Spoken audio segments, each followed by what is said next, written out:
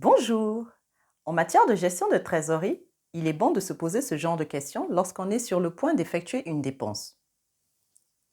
Qui j'enrichis lorsque je pose de tels actes? Est-ce moi-même ou est-ce une autre personne ou les autres? Cette question nous permet de nous rendre compte de l'impact des actions que l'on pose. Je suis Sonia, je suis trésorière dans une banque en salle des marchés.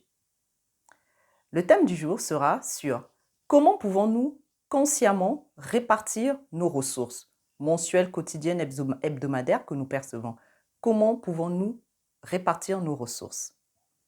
Je t'invite donc à suivre cette vidéo. Jingle.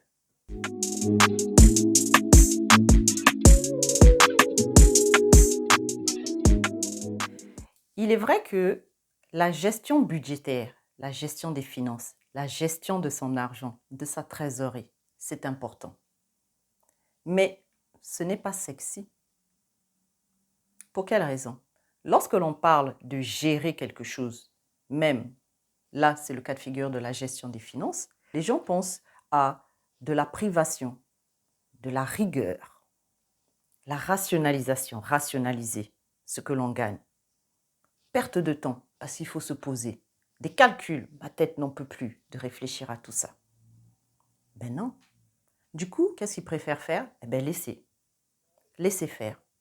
Mais tout en espérant et tout en pensant que ces finances vont s'améliorer et les finances vont gonfler. Mais c'est comme si tu étais embarqué dans un bateau à voile, et tu laisses le vent décider de ta destination. C'est à lui de te conduire.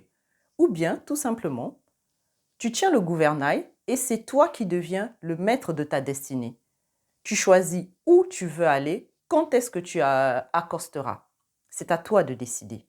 Et moi, dans cette vidéo, je vais vous montrer une méthode. Il y en a quelques-unes. Je vais vous montrer une méthode simple qui vous permet, dans sa simplicité, de pouvoir atteindre vos objectifs. Cette méthode, c'est la méthode 50-30-20.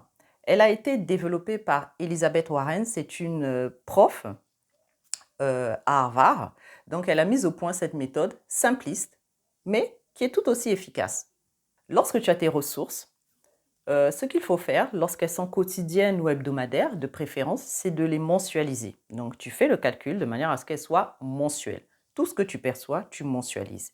Si tu le perçois par semestre ou par année, tu mensualises. Et tu fais ta prévision pour l'année qui arrive. Donc, tu mensualises tes ressources, tu mensualises tes revenus.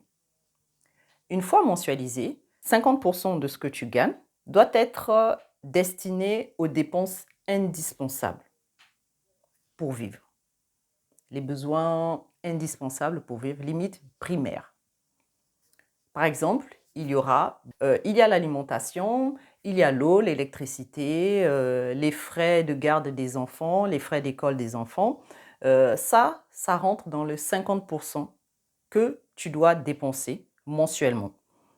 Faudra aussi penser aux impôts, on oublie, mais les impôts arrivent, ça dépend par exemple des taxes foncières ici en Occident, donc c'est annualisé et donc il faut penser à diviser ça en 12. Un exemple pour illustrer cela, si tu gagnes 3 000 € net par mois, 50% de ces 3 000 €, c'est 1 500 €. Donc, tu mets 1 500 € pour tes dépenses indispensables. Par la suite, nous avons les 30%. 30%, c'est dans des besoins non indispensables.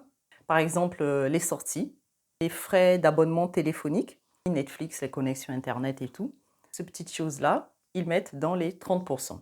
Donc, en reprenant notre exemple, dans les 3 000 €, il faudra mettre 900 € qui seront destinés aux besoins non essentiels, les envies. Il nous reste 20%. Les 20%, c'est l'épargne, tout simplement. L'épargne qui vont constituer 600 € de tes 3 000 €. 600 €, c'est pas beaucoup, puisque tout au début, tu dépenses 1 500 €. 900 € aussi partent, voilà.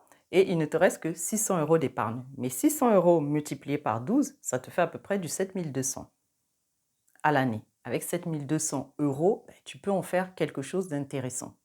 Dans cette épargne, il faudra également la diviser minimum en trois types de catégories. L'urgence, l'investissement certains besoins tels que des voyages, tels que aider les uns et les autres quand quand vous le souhaitez, s'acheter des vêtements, planifier pas mal de petites choses, des petites envies comme ça, mais planifier. Cette méthode, elle a pour avantage d'être simpliste. Elle est simple, on ne se prend pas tellement la tête et on rationne les ressources. Pour cela, il faut bien sûr catégoriser ses besoins. Donc, qu'est-ce qui est important pour vous? Qu'est-ce qui l'est moins? Et tout le reste en épargne. Lorsque vous estimez que, en fonction de vos ressources et de vos besoins, 20, 30, 50 ne cadrent pas tellement, il est possible de légèrement modifier. Mais il faut toujours rester sur cet axe. Pour cela, il faut qu'au préalable, que vous puissiez déterminer quels sont vos besoins indispensables, les essentiels, et tout le reste partira en épargne.